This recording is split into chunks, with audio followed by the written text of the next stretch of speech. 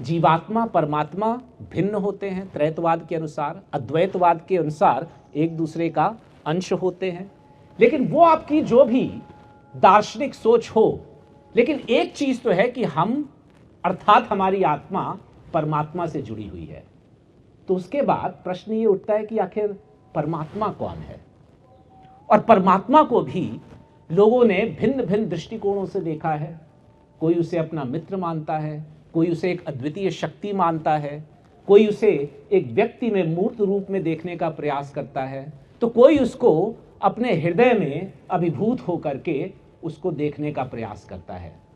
और यदि हम परमात्मा के स्वरूप को जानना चाहें तो जैसा कि मैंने बोला कि यजुर्वेद का जो 40वां अध्याय है, जिसके 17 मंत्र जिनको ईशोपनिषद भी बोला जाता है, उन्हीं का विस्तृत स्वरूप गीता है। तो उस 40वें अध्याय का प्रथम मंत्र हमें उसके विषय में बताता है, और वो ये बोलता है कि ईशावास्यमिदं सर्वम यत् किंच जगत्याम जगत तेन त्यक्तेन भुंजिता मा गृदः कस्वित् धनम्। ईशावास्य इदम सर्वम, वो जो ईश है, वो जो परम आत्मा है, वो जो परम चेतना है, उसका आवास इधर भी है, उधर भी है, सर्वत्र है, यत्र तत्र अन्यत्र सर्वत्र, सब स्थानों पे है।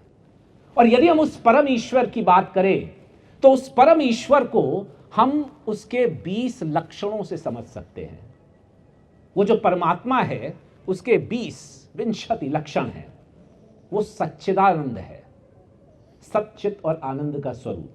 वो निराकार है, वो सर्वशक्तिमान है, वो न्यायकारी है, वो दयालु है, वो अजन्मा है, उसका कभी जन्म नहीं हुआ था, वो अनंत है, वो निर्विकार है, उसमें कोई विकार नहीं है, वो अनादि है, उसका कोई आदि नहीं है, वो अनुपम है, उसके जैसा कोई हो ही नहीं सकता, उसकी कोई तुलना ही नहीं है, वो सर्वाधार है, सब चीजों का आधार है, वो सर्वेश्वर है, सबका ईश्वर है, वो सर्वव्यापक है, वो हर जगह पे है, वो सर्वांतर्यामी है, वो सब कुछ जानने वाला है, वो अजर है, एजलेस है, वो अमर है, वो अभय है, वो नित्य है अर्थात शाश्वत है, वो पवित्र है अर्थात शुद्ध है, और वो सृष्टि करता है।